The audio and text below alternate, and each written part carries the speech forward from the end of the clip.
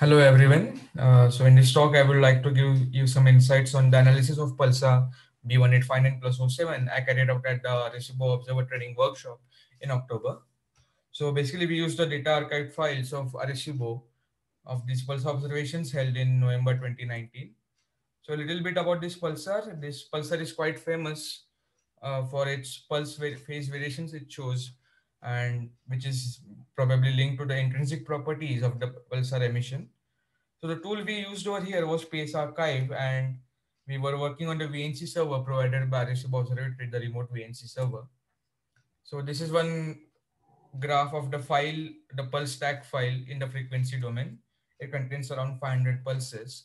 And if we clean the data, reduce the noise using the parse command in Space Archive, this is what the pulse stack looks like. And now this is just the same graph, but in the time domain.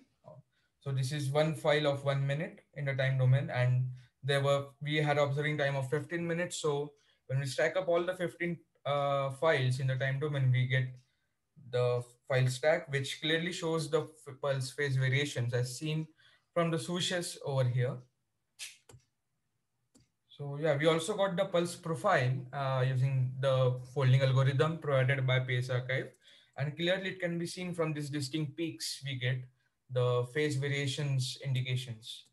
And we also tried to do some Gaussian fitting to figure out how many phase variations were taking place in the given observation time. And we got some pretty good results. About 7 phase variations were taking place over the given time. But the problem is these phase variations are purely random over large time scales, but even if they must be looking periodic on these time scales.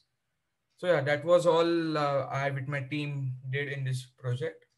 So for the conclusions, we cleared the data, reduced the noise, and analyzed the signals.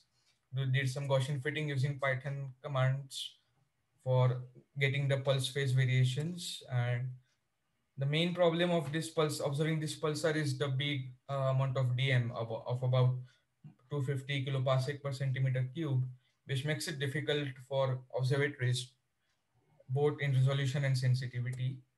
Then even after doing the dispersion delay due to this huge DM, the pulse phase variations stay intact. And there are some recent studies which indicate that the variations may have a repeating pattern over a long period of 150 days, which may give its link with a binary companion, maybe a white dwarf with much dense cores.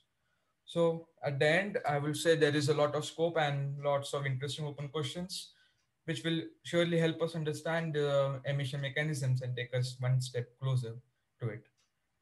So that's it from my side. Thanks for listening to me.